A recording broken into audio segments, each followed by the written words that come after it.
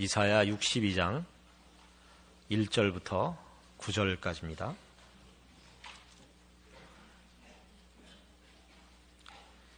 나는 시온의 공의가 빛같이 예루살렘의 구원이 횃불같이 나타나도록 시온을 위하여 잠잠하지 아니하며 예루살렘을 위하여 쉬지 아니할 것인즉 열방인의 공의를 열왕이 다 내 영광을 볼 것이요 너는 여호와의 입으로 정하실 새 이름으로 일컬음이 될 것이며 너는 또 여호와의 손에 아름다운 면류관 내 하나님의 손에 왕관이 될 것이라.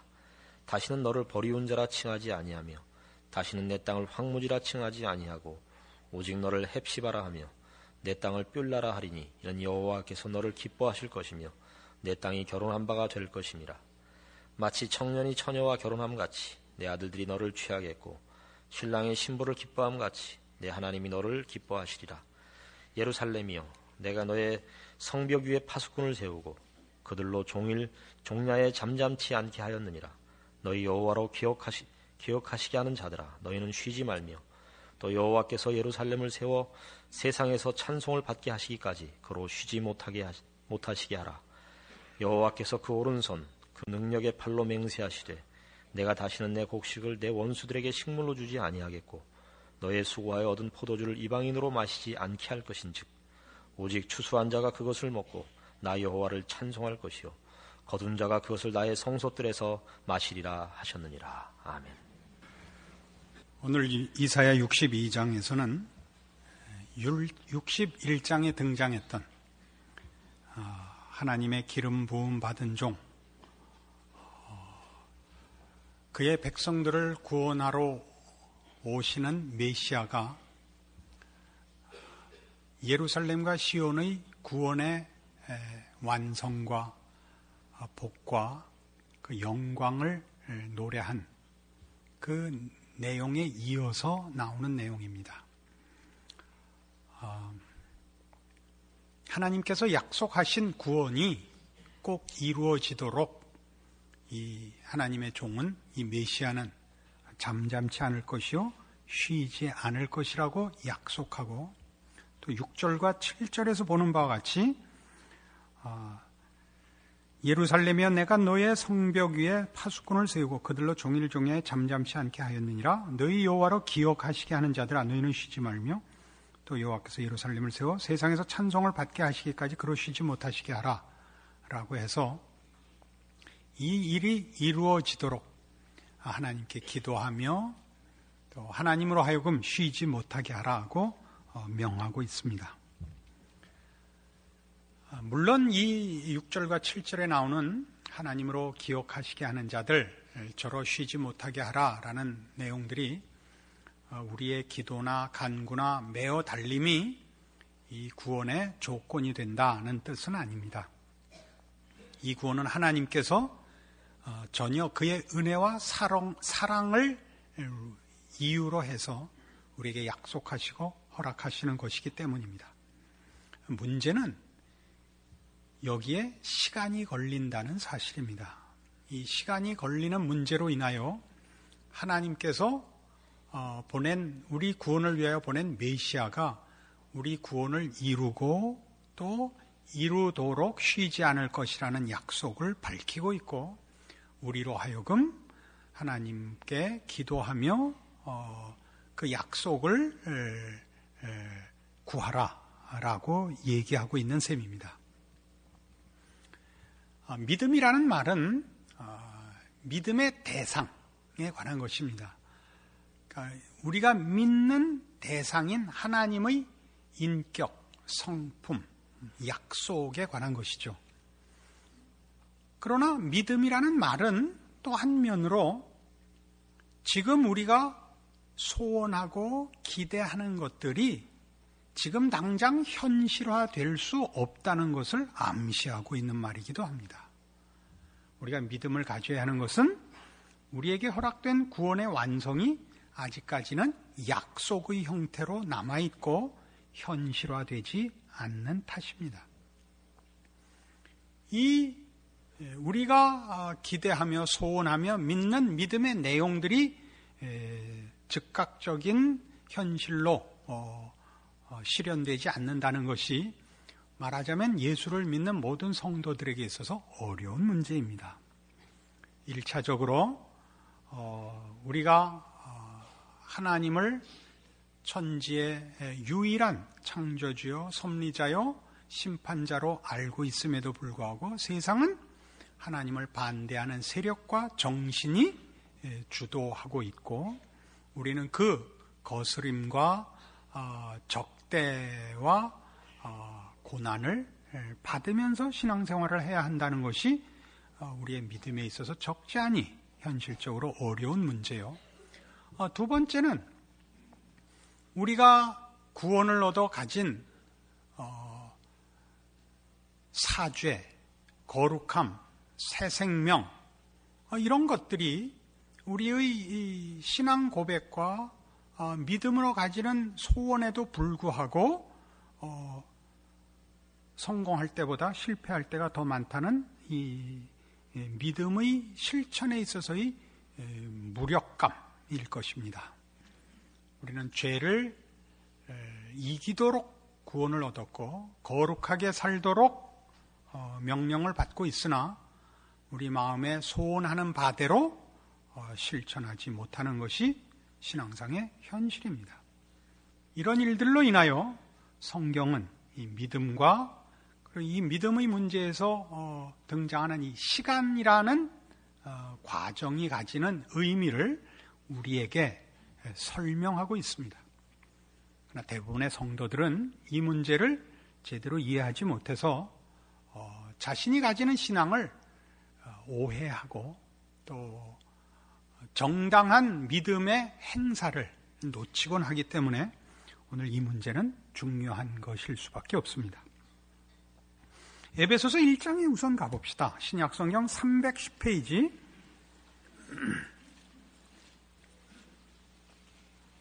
에베소서 1장 17절. 우리 주 예수 그리스도의 하나님 영광의 아버지께서 지혜와 계시의 정신을 너희에게 주사 하나님을 알게 하시고 너희 마음 눈을 밝히사 그의 부르심의 소망이 무엇이며 성도 안에서 그 기업의 영광의 풍성이 무엇이며 그의 힘의 강력으로 역사하심을 따라 믿는 우리에게 베푸신 능력의 지극히 크심이 어떤 것을 너희로 알게 하시기를 구하노라. 그 능력이 그리스도 안에서 역사하사 죽은 자들 가운데서 다시 살리시고 하늘에서 자기의 오른편에 앉히사 모든 정사와 권세와 능력과 주관하는 자와 이 세상뿐 아니라 오는 세상에 일컫는 모든 이름 위에 뛰어나게 하시고 또 만물을 그 발 아래 복종하게 하시고 그를 만물 위에 교회의 머리로 주셨느니라. 이 서신은 잘 아시는 대로 에베소 교회에 보낸 편지입니다. 예수를 믿어 하나님의 자녀가 된 자들에게 준 편지이죠. 저들에게 이것을 가르치고 있습니다. 너희의 구원이 의미하는 바가 무엇인지 알기를 원한다. 입니다. 너희의 구원 속에는 가장 크게 두 가지 의미가 있는데, 하나는 그 구원이 어떤 목적을 향하여 지금 진행되고 있는 것이다. 지금이 끝난 것이 아니다 하는 것과, 이 일을 위하여 하나님이 신적 능력으로 이 문제를 개입하고 또 보장하고 계신다 하는 두 가지를 역설하고 있습니다. 18절을 보시면 너희 마음 눈을 밝히사 그의 부르심의 소망이 무엇이며 성도 안에서 그 기업의 영광의 풍성이 무엇인지를 알기를 원한다가 첫째 요구입니다. 그러니까 우리의 지금 위치, 지금의 형편, 내용이 아니고 더 간 것, 완전한 신자의 영광과 승리의 자리를 기대하도록 말하고 있습니다. 그리고 그 일을 위하여 하나님이 신적 능력으로 개입하신 것을 십자가와 교회로 설명합니다. 즉 메시아는 오셔서 우리를 죄에서 구원하기 위하여 십자가를 지셨고 하나님의 백성으로 불러낸 그의 자녀들을 완성하기 위하여 이제 우리의 머리가 되셨다라고 얘기합니다. 그러니까 지금 오늘 우리가 이사야 62장에서 보는 식으로 얘기하자면 우리를 위해 십자가를 지시고 십자가로 시작하신 일을 완성하기 위하여 우리를 자기의 몸으로 묶으신 이 일, 쉬지 못하시게 해야 할 이 믿음의 내용에 대하여 에베소서가 가르치고 있는 것이죠. 우리에게 남아있는 구원은 무엇일까요? 물론 에베소서 2장 20절 이하에 가시면 이렇게 성경적으로 분명하게 답할 수 있습니다. 너희는 사도들과 선지자들의 터 위에 세우심을 입은 자라. 그리스도 예수께서 친히 모퉁이 돌이 되셨느니라. 그의 안에서 건물마다 서로 연결하여 주 안에서 성전이 되어가고 너희도 성령 안에서 하나님의 거하실 처소가 되기 위하여 예수 안에서 함께 지어져 가느니라 입니다. 함께 지어져 갑니다. 근데 재미있는 것은 여러분 모두가 경험하고 저 또한 경험하다시피 지어져 가는 것 같지 않고 망가져 가는 것 같다는 현실입니다. 우린 신앙상으로 승리하기보다는 실패가 더 많고 자신감이 생기기보다는 절망감이 더 많이 체험됩니다. 아닌 듯한 표정을 하고 계시는 것은 습관상 그렇게 하고 계시는 걸로 이해하고 가겠습니다. 이건 우리 모든 성도들이 이 문제에 대하여 성경적인 가르침에 우리가 사실은 정확치 않아서 생기는 오류들이라고 얘기를 해야 할 것입니다. 이렇게 얘기하죠. 로마서 8장으로 가보십시다.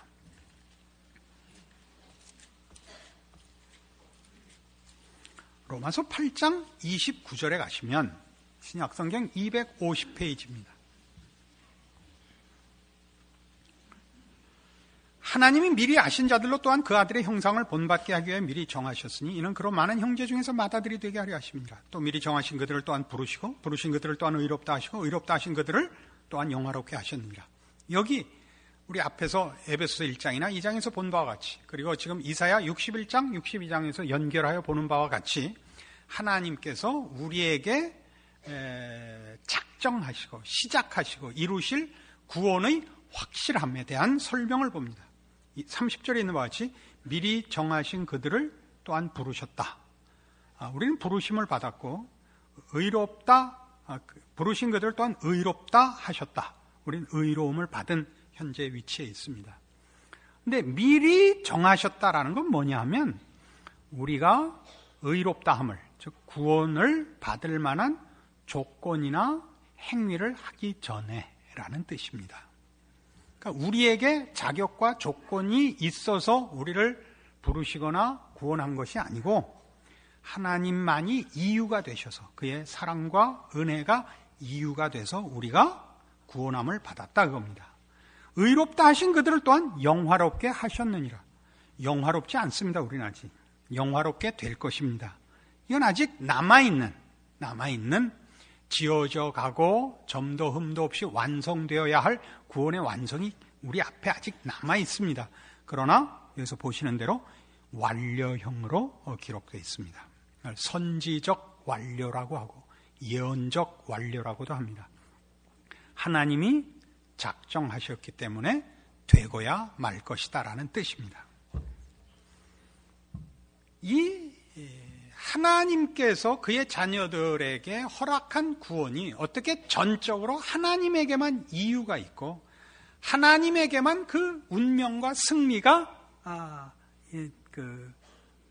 근거되어 있는가로 뭘 하고 싶어 하는 거예요? 우리로 하여금 말하자면 실망과 또는 의심을 극복하게 하기 위해서 이 말씀을 준 거죠. 그렇죠? 그래서 이 말씀은 말하자면 신앙적인 분발을 촉구하는데 그 분발이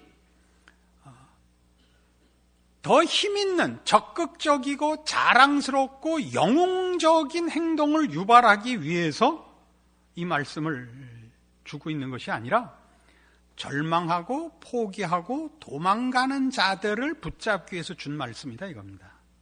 이 말씀이 등장하는 앞뒤를 보시면 앞은 뭐예요? 앞은 29절 앞이죠. 뭐긴 뭐예요? 뒤는 30절 이후입니다. 이게 전부 이 얘기입니다. 지금 이 얘기. 이 절망과 갈등과 실패의 얘기입니다.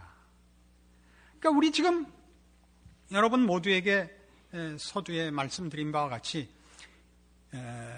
기독교 신자가 그의 진심 어린 신앙 고백에도 불구하고 신앙의 현실은 훨씬 낙심스럽습니다. 실망스럽습니다. 그것이 정상적이다라는 얘기를 성경이 하고 있다, 이 얘기를 하려고 하는 것입니다.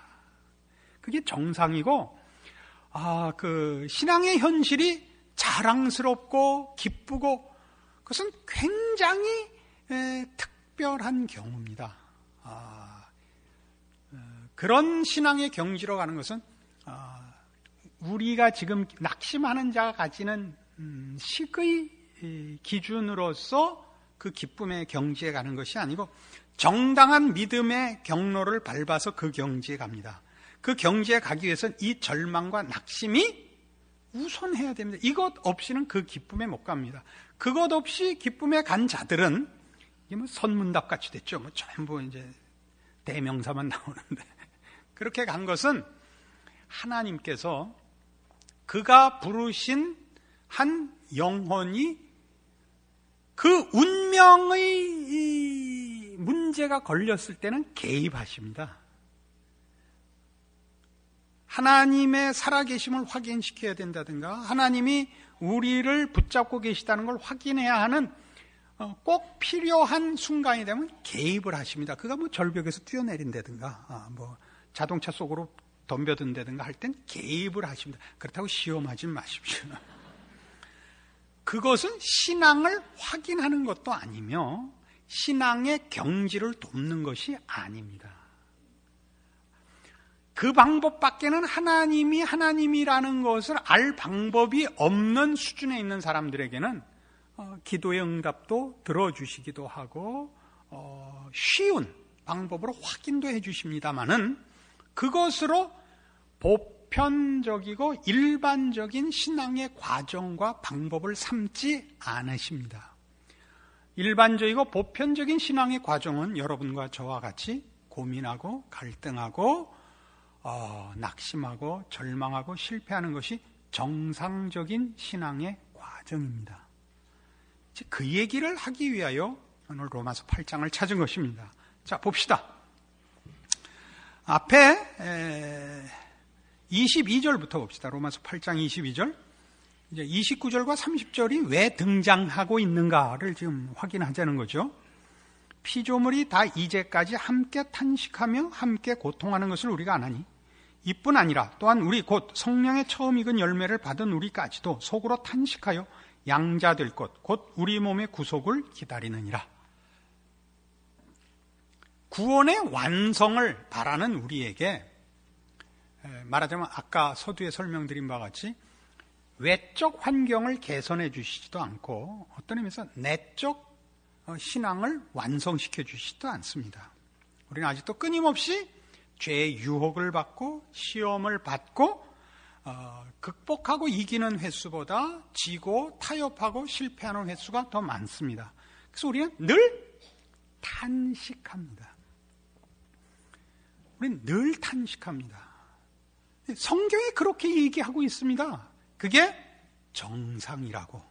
그리고 이렇게 얘기합니다. 24절. 우리가 소망으로 구원을 얻었음에 보이는 소망이 소망이 아니니 보는 것을 누가 바라리요. 만일 우리가 보지 못하는 것을 바라면 참음으로 기다릴지니라.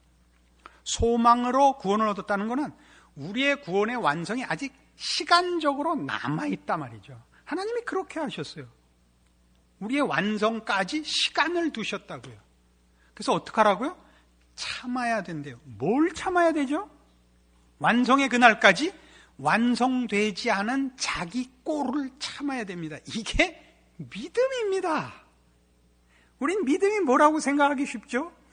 진정한 믿음을 가지면 승리한다고, 늘 죄에 대해서 이긴다고, 늘 천사와 방불하다고 생각을 하잖아요. 그렇지 않은 자신에 대해서 낙심을 하죠. 그러니까 대부분의 성도들이 믿음 생활에서 어디에 절망을 하느냐 하면 나의 믿음이 없는 것과 그래서 하나님 앞에 외면당한다고 생각하는 일로 절망을 하는 것입니다. 하나님 앞에 설 자격이 없다. 하나님은 왜 내가 기도에 응답하시지 않을까? 이런 양쪽 모두에 대하여 절망하는 겁니다. 자신에 대하여 절망하고 하나님 앞에 떳떳이 서지 못하는 자신에 대하여 절망하고 그런 절망밖에 주시지 않고 우리의 소원에 답 주시지 않는 하나님께 야속한 절망을 동시에 가지죠. 그래서 어떻게 하기로 해요? 이 문제만은 얘기하지 않고 살기로 하죠. 쫓기듯이 숨듯이 신앙생활을 합니다. 성수주의를 하고 헌금만 슬쩍 넣고 그 모두의 감사도 그 가치도 잊은 채 아니지도 않고 기지도 않은 우리 이동영 목사의 아들이 둘 있는데 둘째가 기가 막히게 재밌습니다. 요즘 우리 집은 어떻게 손주 얘기가 통 소식이 없어서 남의 애 데리고 이뻐하고 살고 있습니다.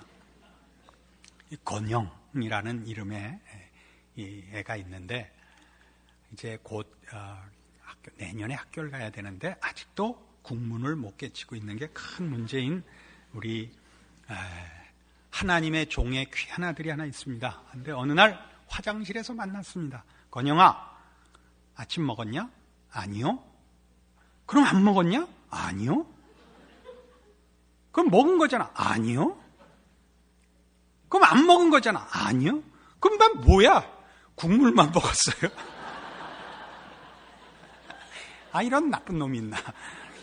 꼭 애비를 닮아서 그렇습니다. 그건 뭐 할 수 없습니다.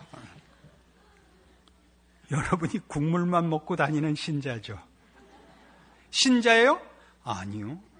그럼 예수 안 믿으세요? 아니요. 그럼 뭐예요? 국물만 먹고 살아요.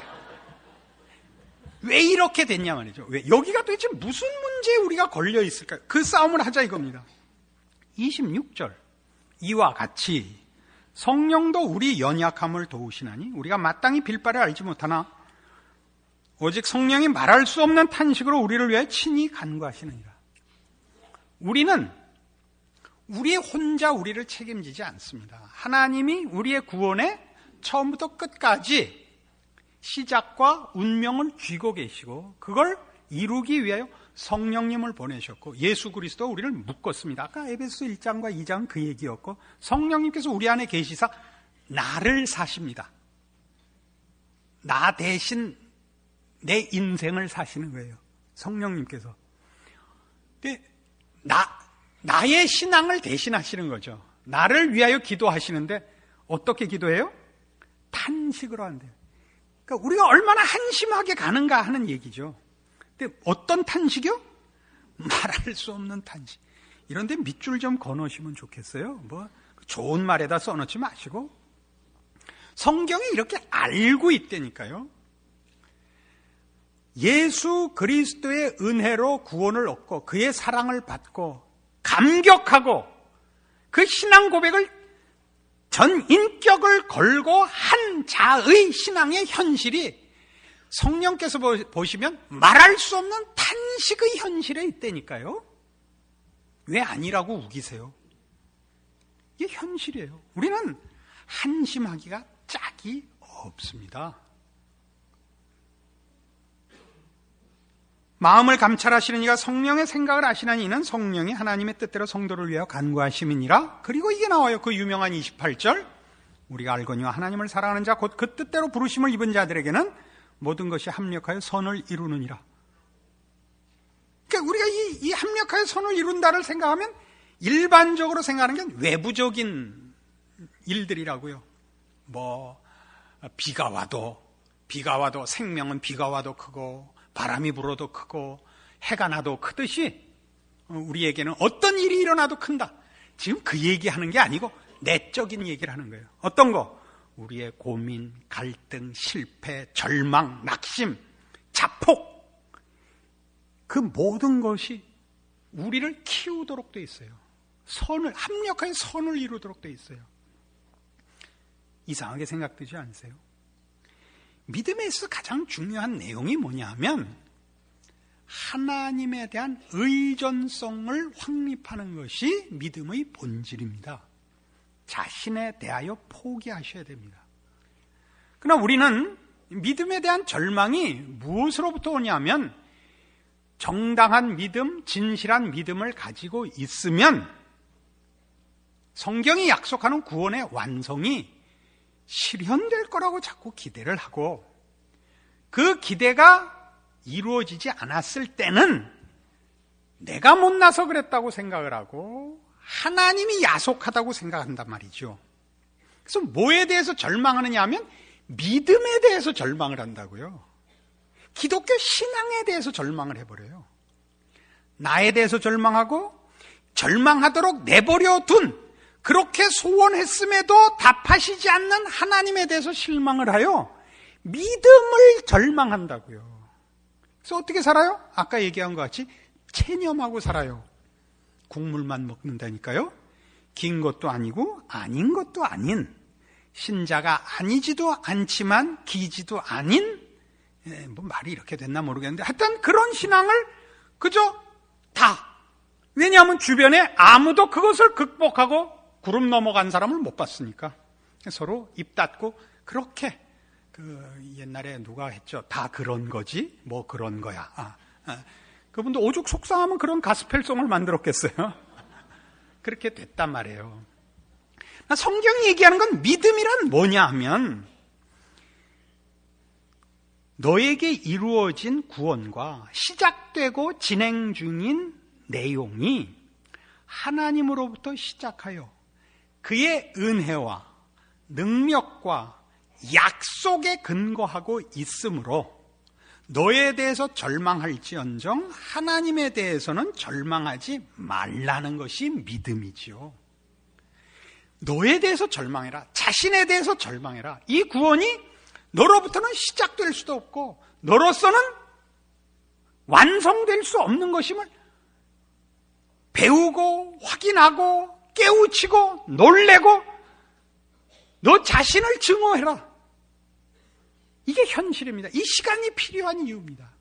그런 절망과 그런 낙심이, 그래서 믿음이라는 이름으로 점점 더 하나님께만 의존하도록 만드는 것, 이것이 이 시간이 하는 일이요, 믿음이 주어진 이유입니다. 그러나 우리는 이 믿음을 절망해요. 왜요? 나 자신에 대해서 절망하고 나에 대해서, 내 소원에 대해서 답하지 않는 하나님에 대해서 절망하는 바람에 우리는 구원이, 믿음이 뭐라고 생각을 해서 진심을 바치면 하나님이 나에게 능력을 주시고 나에게 내 믿음과 헌신에 대하여 보상을 지금 하시는 것이라고 생각을 하기 때문에 외적으로도 방해받지 않을 상태가 되고 내적으로도 죄와 무관한 거룩한 경지의 수준을 보상으로 또는 기도의 응답으로 믿음에 대한 대가로 받는 것이 신앙이라고 생각하기 때문에 믿음 자체에 대해서 절망을 해버리는 것입니다. 왜요? 하나님이 그렇게 보상하시지 않으니까. 여러분의 절망을 들여다보십시오.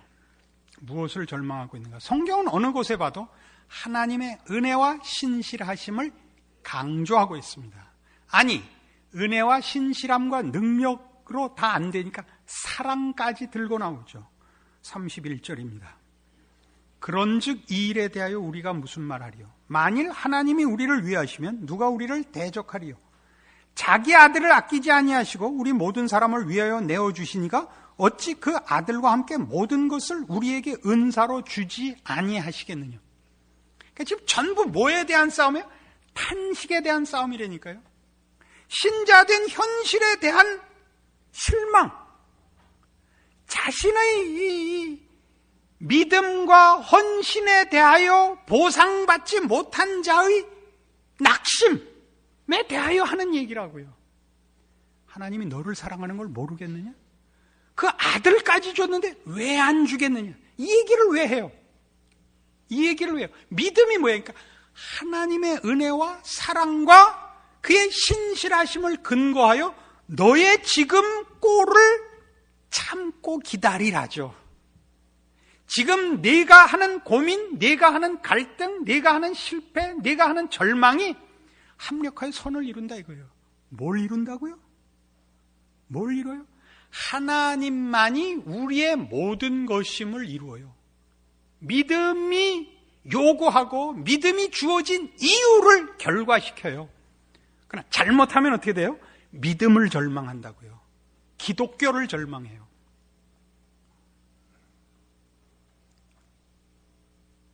성경적인 근거를 또 대야죠. 저 혼자 이렇게 아우성치하고 아무 소용이 없으니까 시편 103편.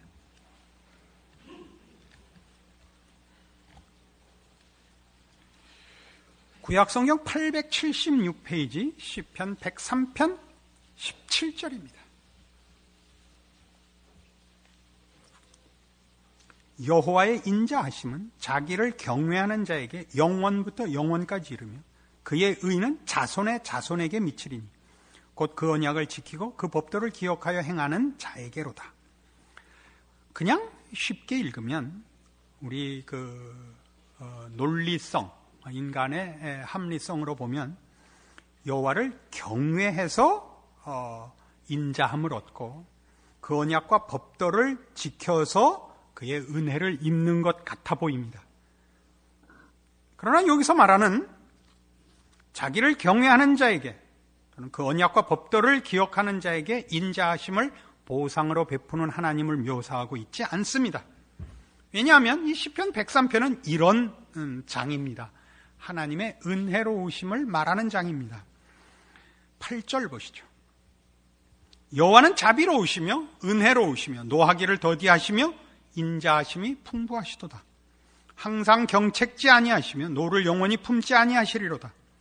우리의 죄를 따라 처치하지 아니하시며 우리의 죄악을 따라 갚지 아니하셨으니 이는 하늘이 땅에서 높은 같이 그를 경외하는 자에게 그 인자하심이 크심이로다.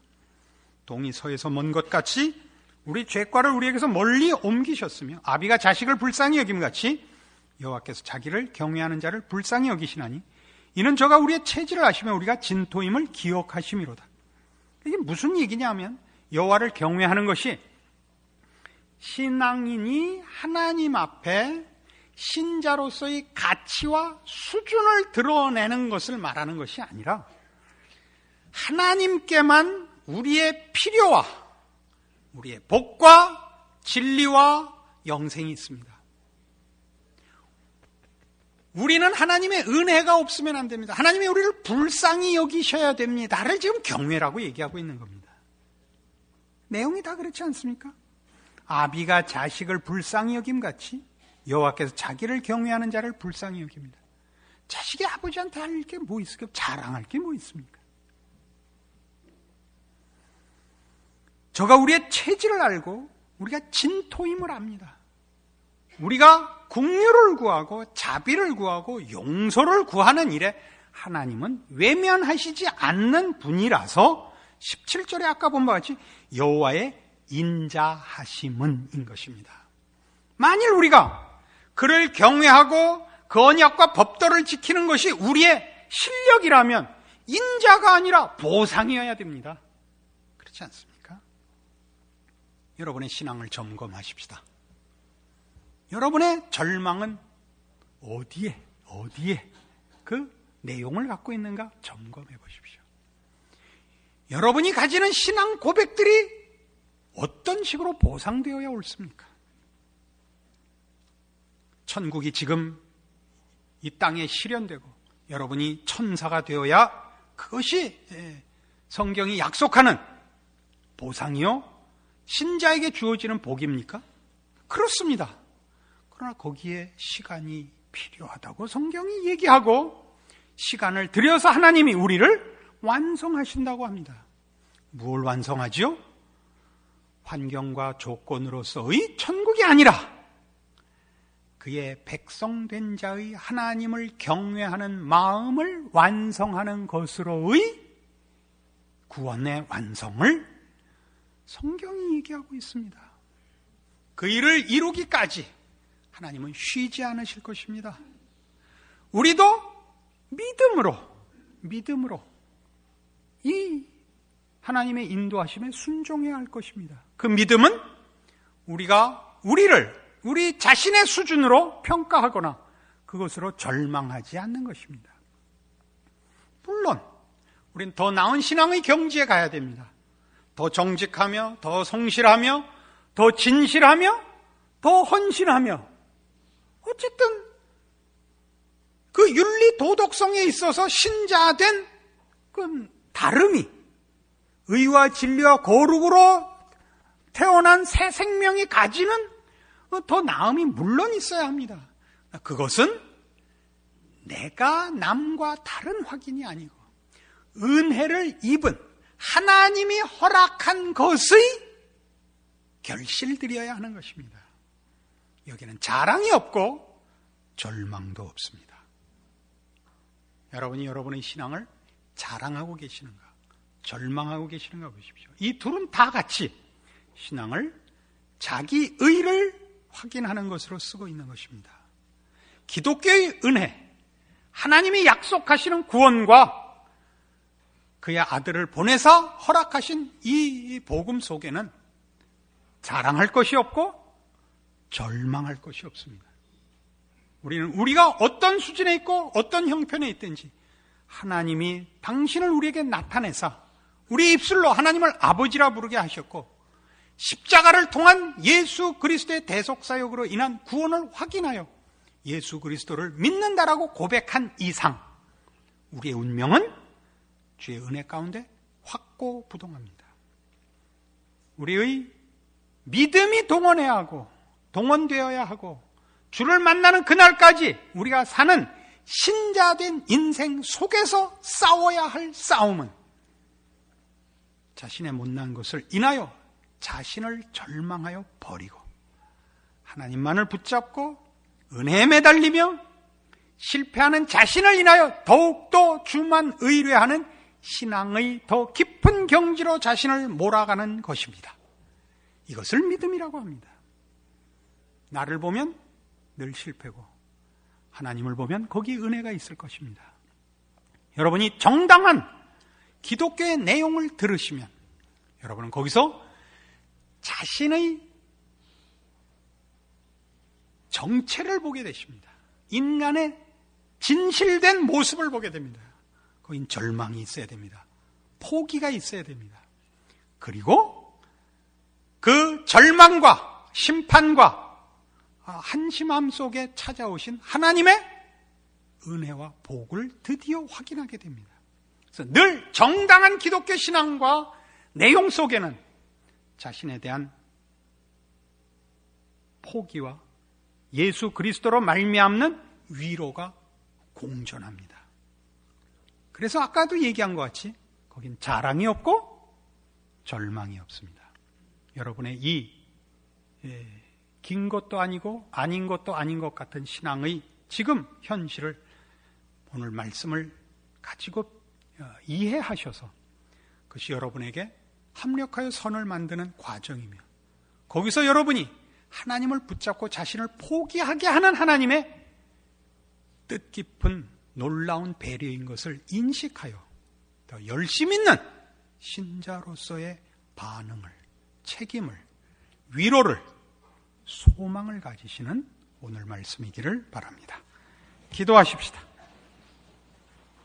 하나님 아버지 은혜를 감사합니다. 우리로 하나님의 자녀 삼으시며 구원의 놀라운 것으로 약속하셨습니다. 이 일이 이루어지기까지 우리는 믿음으로 이 싸움을 해야 되고 자신을 돌아보아 놀라고 절망하는 것 이상으로 은혜로우시고 자비하시고 사랑으로 함께 하시는 우리 아버지를 믿고 의지하는 것으로 더욱 우리의 믿음을 붙들어 메어야 함을 배웁니다. 그리하여 우리 모든 믿음의 식구들이 가지는 신앙의 현실 속에서 당하는 자괴감, 절망, 자신에 대한 그 두려움들을 벗어나서 믿음으로 말미암는 하나님 안에 있는 영혼의 승리와 소망과 자랑을 말씀 안에서 확보하여 우리의 눈물이, 우리의 한숨이 우리를 절망과 비극과 포기로 끌고 가지 않고 승리와 영광과 자랑으로 갈 수밖에 없다는 것을 확인하는 믿음으로 하나님의 사람으로 매일매일을 살며, 그래서 달마다 해마다 하나님 안에서 사는 영혼의 부요한 것들로 채워지는 삶을 누리게 하여 주시옵소서. 지금은 우리 주 예수 그리스도의 은혜와 하나님 아버지의 극진하신 사랑과 성령님의 교통하심, 하나님을 아버지라 부르는 이 지식과 구원을 주신 하나님의 자녀된 사실과 그 인도하심을 받는 자녀의 기쁜 믿음의 현실을 확인하고 인내와 충성을 약속하고 돌아가는 심령들 위해 영원토록 함께 있을지어다. 아멘.